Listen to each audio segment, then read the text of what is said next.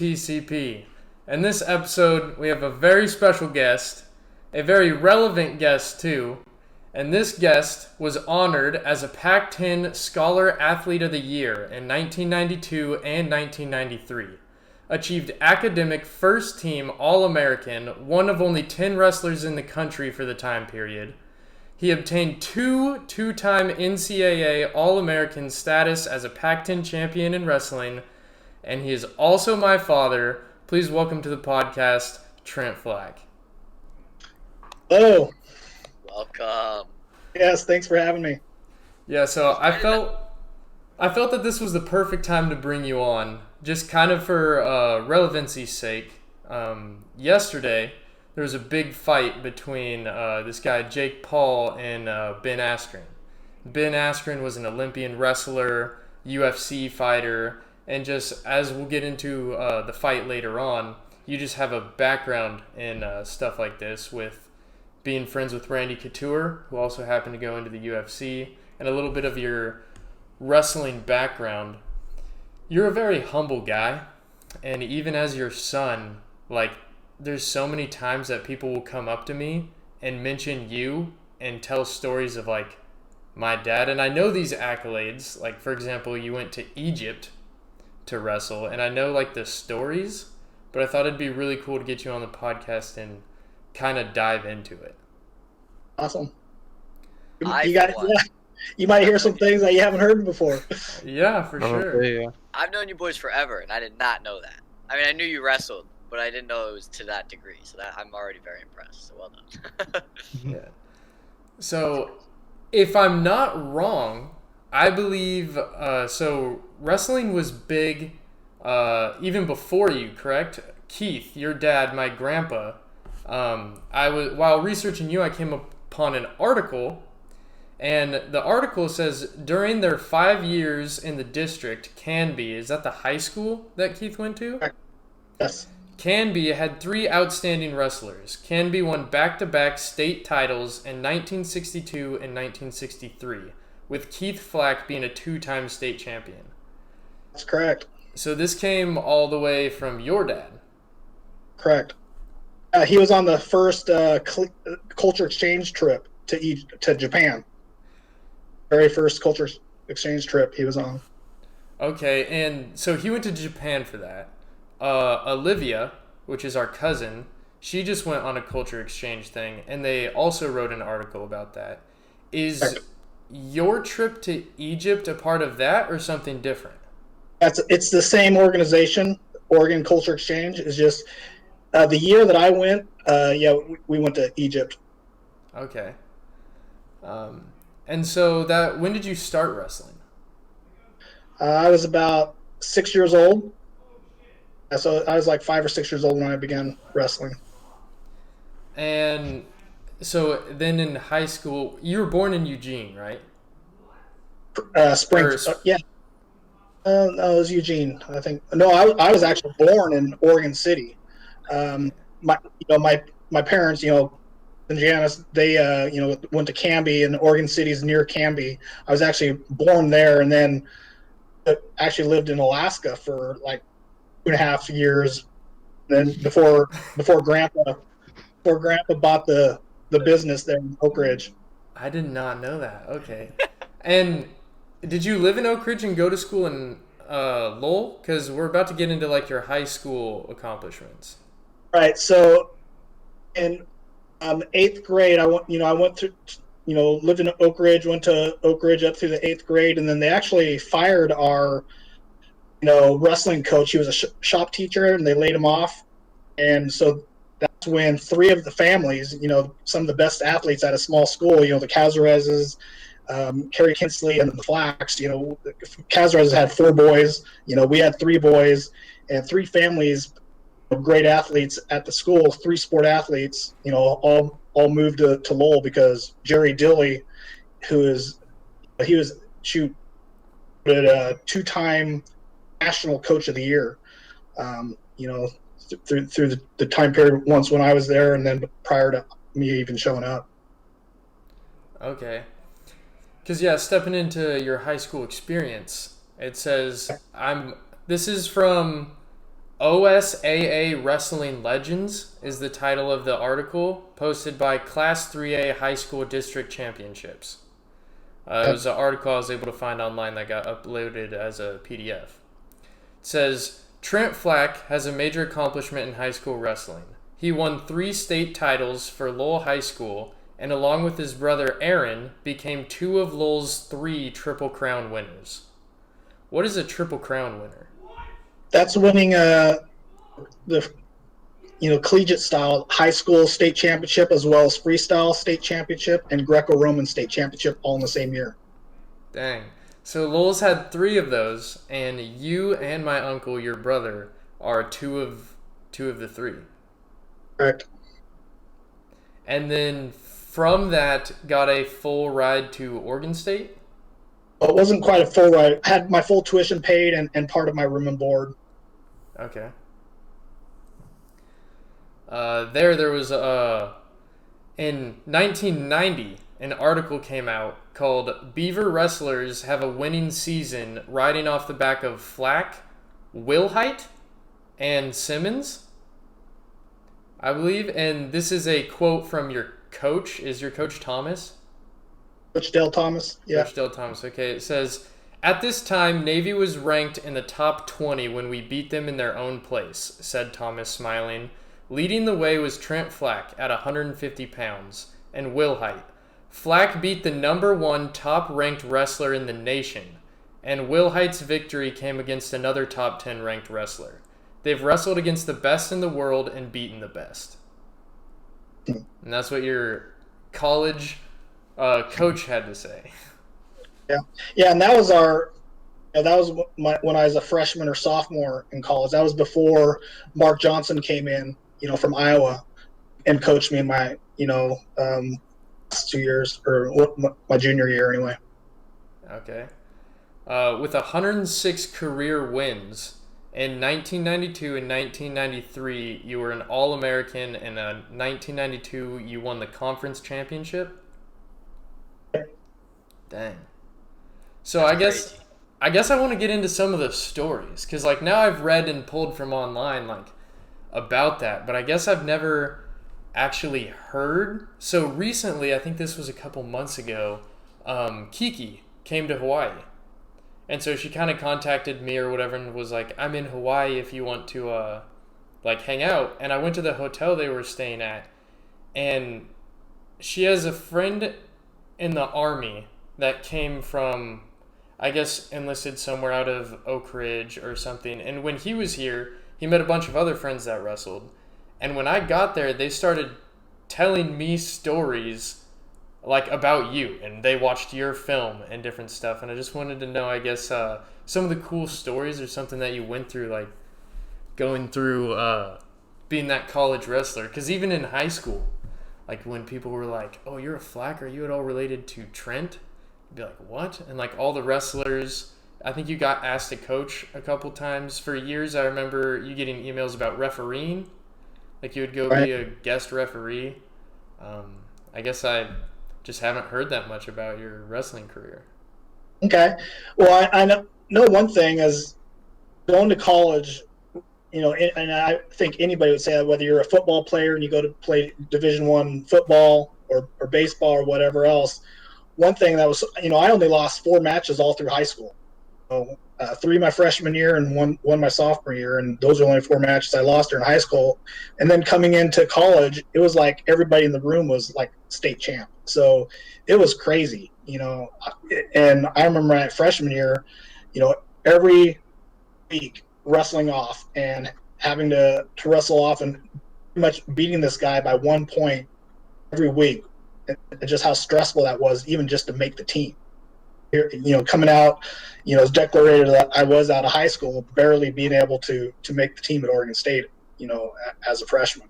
So it was just that type of a difference, and going to school and getting married my, your mom, right, a year out of high school, so it was actually great having her being able to be with me, because there was times I'd come over and practice and just, what the hell am I doing? Because it's crazy. It's a different world, Division I athletics. On the other hand, it was amazing. It was crazy going to tournaments and having we had like groupies that were following teams around. I mean, it's just being an athlete, on a college campus, and then going to big tournaments or whatever else. Girls trying to follow you around, and trying to keep all that straight and managing all that was pretty crazy as well. Dang, yeah. So, how did you go from, because you said it was hard, or you said to even almost make the team, but then even in college, being declared like a 2-time All-American, winning the conference, so you still definitely had accolades, even though it was much harder than the high school level of competition. Yeah, I mean, everybody has to even make that step in college. Like, there are some guys that I wrestled with that came in that just didn't cut it in college. They ended up falling out, not winning a Pac-10 match or whatever else. In my first 2 years, I didn't win a Pac-10 match in the Pac-10 tournament. And then that's when Mark Johnson came from Iowa, and just the caliber of coach that he was and the way that he motivated me, having, I've got this, who was assistant coach to Dan Gable at the University of Iowa for 9 years or something, in and just being in my corner, and that after going from my sophomore year to my junior year, there was just a switch that took place, halfway, partway through the season, that made me believe in myself. And it was taking that next step, which I think every athlete has to do, regardless of what division you're in, and just being able to believe in yourself. Because there's a lot of people that were great athletes, but just didn't cut it. Dang. And then, so obviously, like you said, I wanted to get into it. You enjoyed having mom there as being married and then going to college. Did you ever, I don't know, I guess the caliber, I mean, granted, your last 2 years have a lot of accomplishments. Was there ever a thought of Olympics, or a thought of I know you wrestled Randy Couture several times, and he ended up going to be a title holder inside of the UFC. Do you think anything along those lines, or were you still business mindset, which is what you got your degree in? Well, I did wrestle in I guess it was considered to it was off of the Olympic trials. It was the world trials. So I did wrestle in the world trials. I think it was probably between my sophomore, or my sophomore year. And I actually wrestled Dave Schultz. Dave Schultz was a, 2-time, I think, Olympic champion, and ended up getting killed. A lot of people know his story, tragically. But he was a phenomenal, and, I wrestled him, I think, a match out of placing or something to get into, the placing rounds of the world trials, if you will. But that was the last time I did it. It's a whole, just like I was talking about going from high school to college, going from college to, the Olympics or whatever else, it's pretty much a full-time job. And I just decided that, I'm going to focus on getting my degree. I'm married. I want to focus on that. I don't want to eat, live, breathe wrestling anymore. So I made a conscious decision not to go after it. Whether I could have been successful or not, I don't know. I know I would have had to take a whole nother level in my dedication and everything else, and I just wasn't willing to put what it takes to be that caliber of wrestler. Okay, and following on from that, I guess, is teaching or coaching. Because growing up, looking back at it now, it's incredible the admiration, I guess, I have for you as a father, as someone who had that accolades and never necessarily pushed wrestling into the family. Like, we all grew up wrestling. And Not your oldest brother. You didn't push it with us. I guess so. He learned his lesson after Teo. Well, Cole was we all grew up wrestling. Cole was an incredible wrestler. Teo, I think I was pretty good at wrestling there to start. I remember going to the Best of the West tournament and placing in that. But even as we, I guess, chose to go after different sports, you made time to coach even those. Like, you had coached me in baseball and different things like that. Did that ever cross your mind, as going back as someone like Aaron, your brother, my uncle, being the Lapine, he's over at Lapine as the athletic director? Right. Yeah. I mean, I had, I coached. Actually, when I graduated, I was a graduate assistant at Oregon State. So that's when I really spent a lot of time training with Randy Couture and, Les Gutches, who was, a world champion. And, he was on the Olympic team, a two-time national champ at Oregon State. And, probably one of the most decorated, Oregon wrestlers to come out of the state of Oregon. And, so wrestling with those guys, and then coaching alongside with Randy, once I, got out of at Oregon State and needed to get a real job as far as, be able to make income since I had a wife, etc. I did coach with Aaron. The two of us coached at a high school at Cresswell for a couple of years and enjoyed that. But again, it takes so much time away from, at that time I had kids because Teo was born when I was a senior wrestling at Oregon State. So again, as you guys started growing up, easier for me to officiate. It didn't take up as much time because wrestling was in my blood and I could not be away from it. I mean, I had to continue the involvement, but coaching just took so much time away from family, et cetera, that I decided, hey, I'd rather officiate. I could still be involved in the sport. I mean, I loved officiating even at the collegiate level.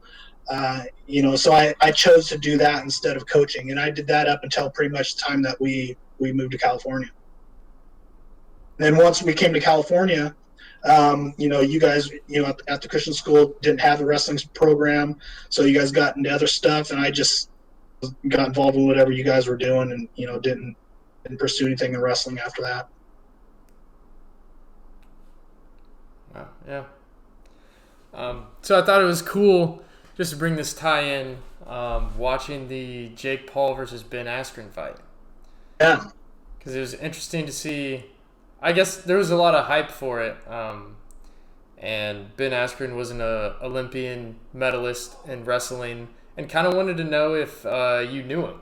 Granted, you're probably 10, 12 years older, but if in officiating or anything you had heard about him coming up or... Right. I mean, it's interesting because I definitely remember him and was, he was about my same weight. I wrestled my last 2 years at Oregon State at 167. I think he won the nationals at like 174 from Missouri. And yeah, I think that was like 2004, 2005, where I graduated in like 93. So, but I remember officiating. I was officiating a lot of college, and I can't remember if I officiated one of his matches in Las Vegas, but Missouri was always at Las Vegas, as well as Oregon State and a lot of teams that, top quality teams. And I definitely remember watching him wrestle when I was officiating and stuff. I can't remember if I actually officiated one of his matches, but then, I'd watch him on the Nationals. I remember watching his matches. His unorthodox style, for a big guy, his style of wrestling, I'm glad I didn't have to wrestle that type of it. He was just very unorthodox, and it would have been a very difficult style to wrestle against. Yeah, it's a little unfortunate. I don't know if you got a chance to watch the fight. Well, it's funny, yeah. I actually watched it today because I didn't obviously watch it last night, being here, and, I didn't even realize it was going on, but I watched it on YouTube today, and, I even watched, there's a clip of him kind of walking out smiling and that type of stuff, and people are wondering if he was throwing the fight or if it was rigged and all this type of stuff. But what I know of Ben, he was always just that way. I mean, I just remember watching him, kind of walking around at the national tournament, when I just kind of, they zoom in on him and different things. And he was just that type of a guy. Had nothing to faze him. He was always really laid back and didn't take anything seriously, and very, very different type cat that way. So I just thought that was interesting, the way that he was smiling, walking off like, hey, I just got my butt kicked less than a minute. Yeah. Yeah, he sucks at boxing. He should stick to it. Well, that's what I didn't understand. I totally agree with that, like him being calm and collected and stuff. He actually went on a podcast on Logan Paul's podcast, who's the brother of Jake Paul, the guy who's fighting. And that was before the fight. And he was talking, and he was like, yeah, I don't think Jake Paul is a good fighter. He's like, but if he's a good fighter, I will get beat. He's like, but it was just interesting to me to see someone like him. Granted, I know Jake Paul was, I think, very strategic in who he chose, because this whole time he's been trying to establish himself as like a real fighter. And everyone he's beaten up until that point was like a YouTuber or like someone who has no scene fighting. Even his professional fight was against a retired NBA player. Like there was no sense of a fighter. And where he went correct in fighting Ben is, yes, Ben's background is wrestling, but he took that background into UFC and held a title in UFC. Now, like, people were saying, oh, like Ben's never knocked anybody out, or Ben's not a striker or anything, but he still managed to avoid strikers or do something to get him on the floor to get him to submit. Right. So I thought it was probably going to go round 4, round something like that, and you're going to see someone like Jake Paul get tired, who's not the caliber of athlete that's used to something like that, even though there is a 12-year age difference between the two fighters. Ben is definitely a lot older. But in my personal, I guess, thoughts is that's where I thought it was going to go. So it was a little strange to see someone that has been in an octagon against some world-class fighters and should know how to, maneuver like that, get knocked out first round. I'm just a jab and a right hook or, whatever, just blocked him. Yeah. I think it was stopped a little early. If you watch the stoppage, I don't think you can completely blame the ref. He was back up. They said he was maybe stumbling. He couldn't get his gloves up. He said, give me your gloves, and he couldn't get them up to the ref. Yeah, well, the one thing I noticed is, because remember Jake came walking in, so he got like 6 extra seconds besides just the standing 8 count or whatever else. And I know that the ref, if you notice, the ref stepped back and actually made Ben walk towards him, and he did stumble. He was not walking steadily, and I think that's why the ref stopped. He couldn't get his gloves up to his, like, when they always wipe or put their gloves on their stomach first before they let him fight, he couldn't get his gloves up. That's true. He stumbled to him and couldn't get his hands up to him, so he knew he wasn't ready. Yeah. But I watched a couple before the fight. I was trying to watch a little bit, and there's 2 fights where one fight, Ben Askren in the UFC gets dropped on his head. Like full on, the guy picks him up, drops him on his head, he gets speared into it, and then they think he's out, and they go over and they're looking at it, and 20 seconds later, Ben has the guy in a choke, and like a bulldog choke, and taps him out. And then there's another one where he gets like knocked down, almost knocked out, gets back up and wins the fight. So some people were kind of mad because they were like, he's kind of like a Rocky type. Like he gets the crap beat out of him and then he still somehow pulls it out. But totally. I mean, I remember watching his national championship wrestling. He was down going into the 3rd round and pulls out a scramble thing and ends up getting near fall and everything else to win the match. I mean, he just pulls. He is very unorthodox, and but taking away his whole ground game. I mean, and only having him limited to striking. Yeah, that's not his thing. I'm surprised he even took the fight. Yeah, he got $1 million out of it. That was his thought. He's like, should I win or lose? He did get money. And so he was like. The post-fight interview, he said the same thing. He was like, yeah, I mean, it sucks. It's not what you want. And he's like, but it doesn't change my life at all. He's like, I'm going to go back teaching at my wrestling academy. Like, And I came out here, and then they asked him if he'd come back, and he's like, no. Like, I guess I kind of saw what I could do here in boxing, and wasn't for me or whatever. But it's, great choice on Jake's end, Because you can't deny that he beat a legitimate fighter now. Like, because he held a title in the UFC, you can't deny that anymore. And he chose someone that he definitely stood a chance against. Hard part is, I still don't know if he's a good boxer. Because he's gone 49 seconds or something with one fighter, and then his other fighters weren't even fighters. Right.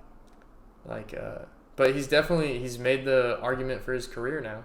He's clearly got a heavy hand. I mean, he keeps dropping kids, so. Yeah. Just hitting the And button. can't deny it, he's been, 3-4 years, like, dedicated training with some of the best people. He had Holyfield in his corner. He did a lot of training with him, so. He called out Tyson Fury's younger brother, I want to say, who's like a legitimate boxer. So that'll be interesting if he He's takes calling that out fight. Conor McGregor, too. Yeah. Like, He's been wanting that for at least half a year to fight Conor McGregor. Conor McGregor should not take that fight. but you know what? His older brother, Logan Paul, is 0-2. Fighting Mayweather. Lost to KSI, another YouTuber, twice. Yep. And he is now fighting a signed contract Floyd Mayweather. Yeah. Undefeated boxer, never lost for some reason.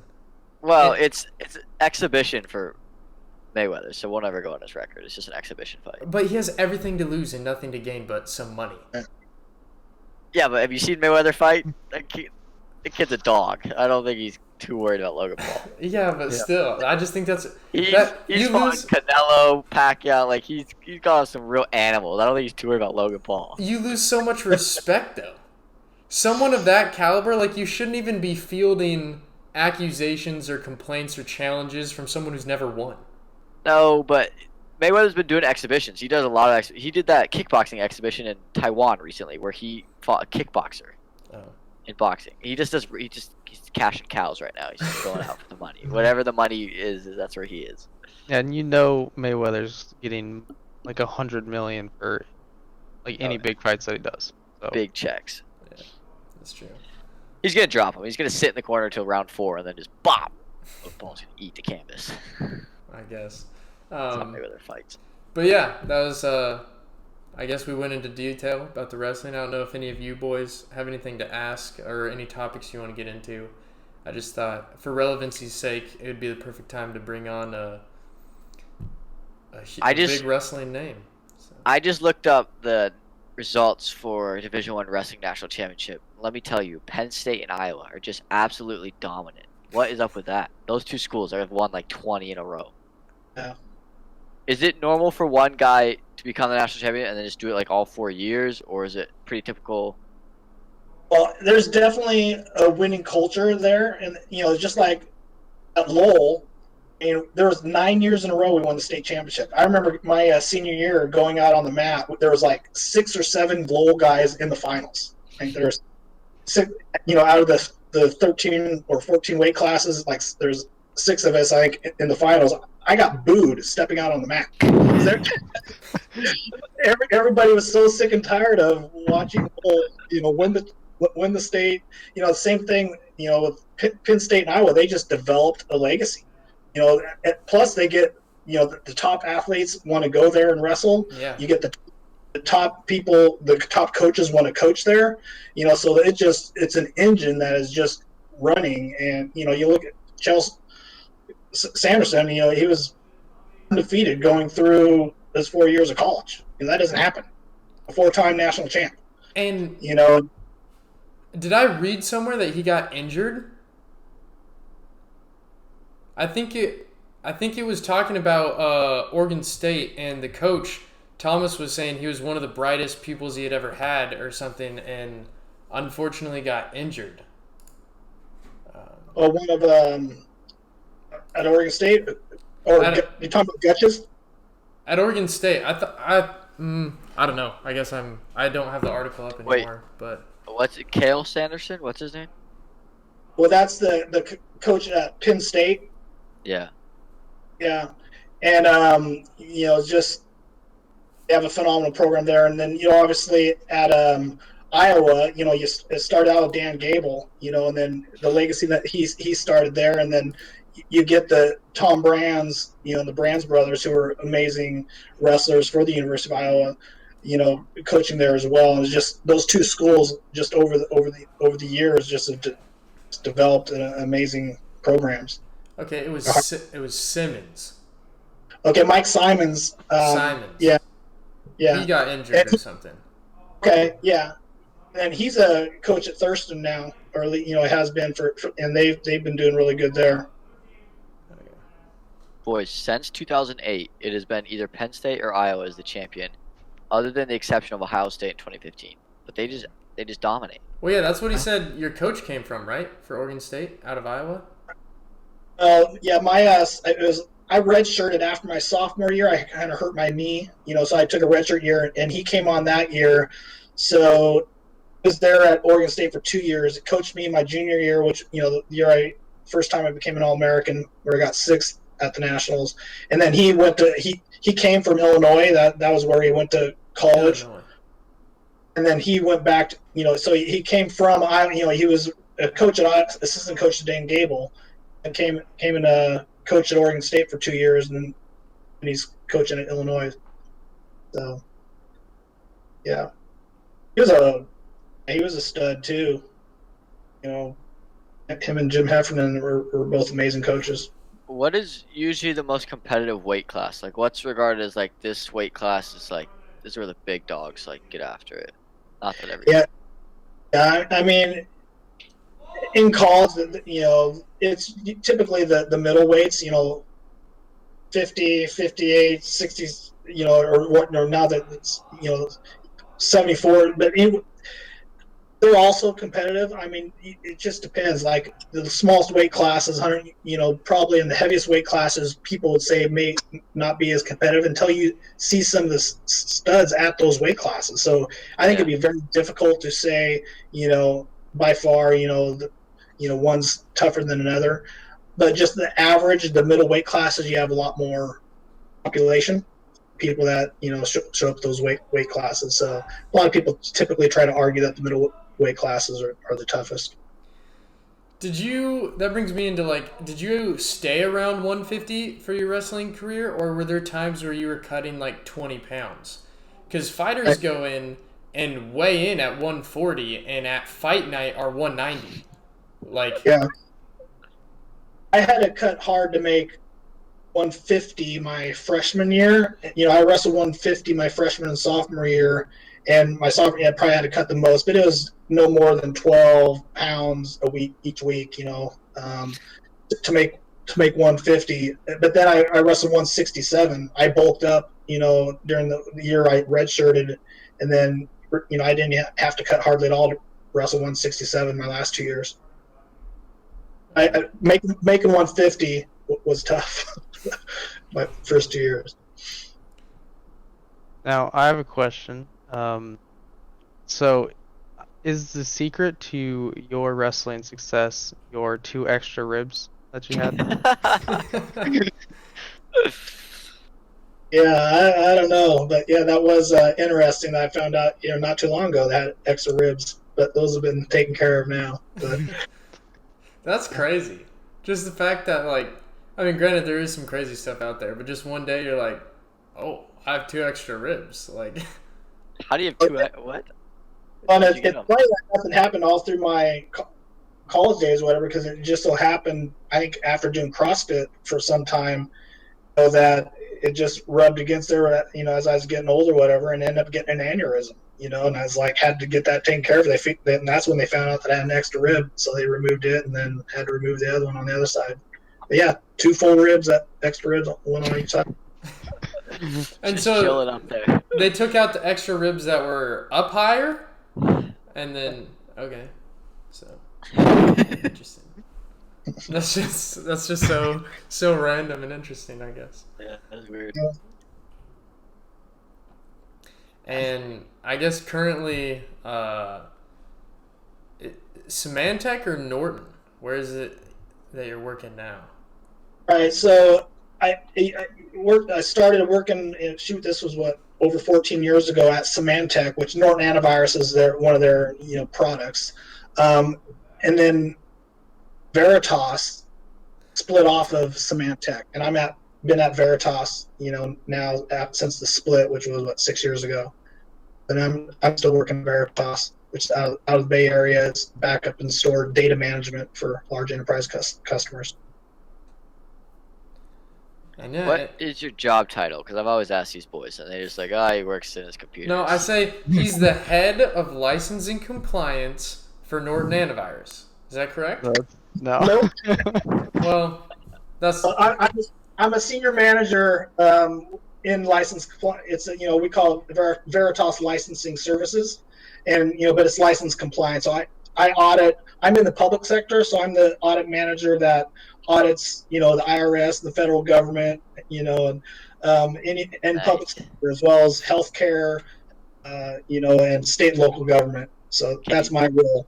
Can you tell the IRS I'm not going to pay my taxes this year? Just give them a little heads up.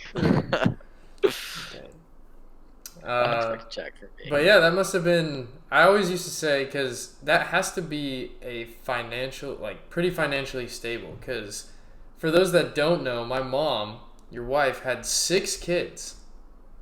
There's 6 of us, and we still lived comfortably. And now I pay my own groceries, and I'm like, my goodness! So for 6 kids, I'm like, that would have had to have been wild. Yeah, we would have been living a lot more comfortably without 6 kids. That's what I always say. I was like, they'd probably be millionaires without the 6 of us. Why do you think he waited to buy his camper until you guys moved Exactly. out? Yep. Fixing up our backyard. We're all moving out of the house, and they're making it luxury over there now. Well, I don't know if you remember, Tag, but Mom and Dad almost won the lottery like 20 years ago or something. How do you almost win the lottery? They were a number off, right? 5 out of 6. 5 out of 6. Yeah, I've done that plenty of times on Scratch House. You're one number close and you're just not there. Sucks. Yeah, that was when we first got married, and I first lottery ticket I ever bought. Cammie sent me after some brown sugar or whatever, and came home with lottery ticket, and ended up winning $915 out of it. I think we bought a TV or something with it. So hey, that's pretty good. How much a lottery ticket cost? Like $20? $1. $1. See, Big profit. This is why I play. It's gonna happen for me. I have like 20 of them sitting. He's like a poker player that's down $300. He's like, this as well. I haven't won. These are all losers, but I'm gonna win. They're coming. Yeah. He's actually Can't win without playing. Yeah. There's about 50 more in my car, but I won't show you those. I never win. That's crazy. Also, Mom, don't watch that. I spend my money responsibly. Wow. You have college to pay for, Joey. I know. That's why I'm trying. I'm trying to pay for it. Right. You guys have any final questions, or I guess maybe Dad, if you have any questions for us before we. Who are you voting for in the final? Who are you rooting for? I don't like Jake Paul. I don't like him as a person. I kind of wanted him to see him get knocked out, but. No, this is a good outcome for fighting, because then he gets to fight someone bigger, and it'll be another exciting fight. If Ben Askren wins, we're like, then his fighting career is over after that. Yeah. I was curious because you guys are YouTubers now, and you follow a lot of gamers and that type of stuff. So you got this YouTuber that's fighting, but you also have some wrestling background. So I was just curious, who you're rooting for. Yeah, I mean, I think maybe roles reversed. Also, Ben is such a nice guy. Everything, like, I don't know him personally, but everything I watched about him, it was just insane, like how much of a stand-up guy he was or whatever. Going against probably one of the more hated people on the internet. Like, he's very polarizing. You like him or you don't like him. But I think overall, for the sport of boxing, I don't think boxing is a dead sport. But I think with the new generation coming up and with people my age and stuff, it was left a little in the dust with more, I guess, exciting things like MMA, where people are getting knocked out a lot more, or submissions and all this cool stuff. Right. I think it brings a big light and a spotlight back onto boxing, because there's so much pay-per-view being sold, whether it's KSI, Logan Paul, Jake Paul, like, all these people have millions and millions of followers on YouTube, and I'm sure they're bringing so much money to the sport of boxing. Especially in the U.S., boxing's still pretty popular in some of the other countries and stuff. But in the U.S., it has kind of taken a backseat, some of that to UFC and some of the other stuff. So I agree with that. Tag, who you got in Logan Paul Mayweather? Logan Paul Mayweather? Mayweather. Like, no, it's not gonna happen. Like, they're gonna fight though, which blows my mind. It's like contract signed. Oh, okay. Yeah, that's pretty crazy. I have my own personal, I think there's an interconnection in the family. Don't quote me, but I am positive it was either an uncle or they shared a trainer. They did something, but when Logan Paul was training to fight KSI, there was a member of the Mayweather team that was in his corner. Nope, other side. He was in KSI's corner. It was his dad. He trains KSI. Really? It was, yeah, it was. Dad trained KSI. Yeah, it was not. It was either his dad or his uncle. It might have been his uncle, but I think it might have been his dad actually. But they were on KSI's camp. Not. Oh, okay. Well then, yeah. See, don't Logan Paul had Shannon Briggs, the heavyweight Shannon Briggs. Okay. Well, Just a either weird way, guy now. Logan's lost twice. Also, Floyd Mayweather is 5'8", and Logan Paul is 6'3", so that'll be entertaining in and of itself. It's a gigantic height difference in boxing. Yeah. But that's another thing that's going to go in. What was Jake Paul at the start of the fight? 190? I don't know what he weighed in at, but he was 190 at the fight. Conor McGregor fights 140. No, Conor McGregor can swing though. He can go 140s, but he can also go 160s. Yeah, he's 55 a lot, but Mayweather, I don't know how much he's put on it. Just retired and that type of stuff. But I'm sure he's 30-pound weight difference as well, or 40. It says Mayweather weighs 150, which is Logan Paul is not 150. I can tell you that. No. Logan Paul's a tall guy too. He's probably 180 or something. Yeah, Jake weighs more than Logan. He's probably 180 slim. I don't think he's normal 180. What I'd realistically like to see, even though Jake's probably going to claim he's too big of a fighter right now, is the KSI Jake Paul fight. Yeah, that'd be a great fight. Yeah. KSI won all of his matches. Granted, he didn't fight like a Ben Askren type athlete, but he beat Jake Paul's brother twice. KSI's not going to do it, though. He's too much into music right now. I don't think he's going to take it. Yeah, maybe not. But if he got challenged, I feel like he'd have to now. I feel like he's going to... the challenge will never go away. But he holds the title. Like, he's the YouTube boxing champion. Yeah, what does that mean? Well, so if you get challenged, what are you going to do? Never give up your title? Like, you have to defend it. I think Jake wants a legitimatized boxing career. Oh, so I think he's gonna fight a real boxer. So he just went UFC. He's gonna try to real boxer. He's gonna probably get his butt kicked, and then he'll probably go KSI, and then back to boxing. Maybe he's gonna get his butt kicked by a real boxer, and then back to KSI. Yeah, well, he was gonna get his butt kicked by Ben Askren too, and no. Dana White bet $2 million on it. Yo, Dana White also won't let him fight. Snoop Dogg, he bet like $2 million on Jake, No, that's what it was. So it was Snoop Dogg, somebody else, and Dana White were all in an interview together before the fight, and they were talking. And Snoop Dogg's been in Jake's corner, and he's like, he's an animal. Like I think he's got it. And Dana's like laughing, and he's like, there's no shot in hell that Jake Paul wins that fight. And he's like, I bet $1 million. And then they were like, oh, haha, that's funny. And then Snoop Dogg, was it Instagram Live? I think it was Instagram Live later that night. Snoop Dogg was like, you talking money, Dana? Like, up it. I got $2 million on Jake. Or whatever. And then so they said $2 million, $2 million. And after the fight, that's all Snoop was saying. He was like, show me the money, Dana. He's like, where's the money? But, yeah, Dana's got that money. Dana has a lot of that money. $2 million is nothing for him. It's chump change. Is he worth a bill yet? He owns the UFC. I heard somewhere someone asked him if he makes more money gambling or being the head of the UFC, and he said it's close.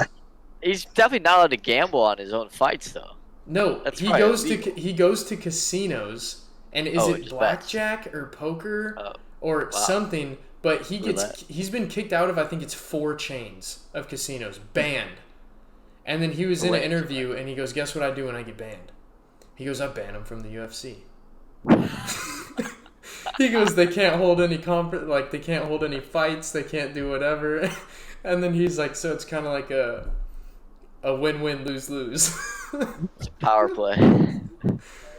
But imagine, how are you that good at gambling? It's not hard to be that good when you have that much. If you lose a ton, you just bet a ton, you're going to go up. So then it's a wash. I mean, I guess. I don't know. Hey, once again, I don't gamble. I'm not a good gambler.